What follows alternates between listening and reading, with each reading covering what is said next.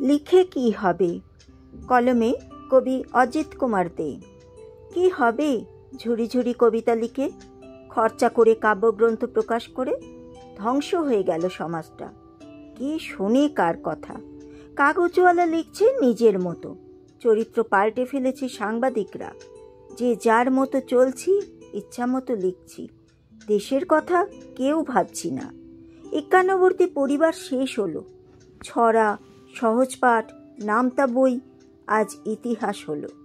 দাদু ঠাকুমার গল্প আজ কেউ শোনে না। শিশুর শিক্ষা হচ্ছে কাগজে কলমে। সামাজিক পারিবারিক শিক্ষা ওরা পায় না। আদর, যত্ন, ভালোবাসা থেকে শিশুরা বঞ্চিত। জীবন দৌড়ের প্রতিযোগী আজকের শিশুরা। শিক্ষা ব্যবস্থা শেষ। শিক্ষা নিয়ে চলছে হাজারো ছিঁড়া কাটা। শিক্ষার পাহাড়ে নেমেছে ধস।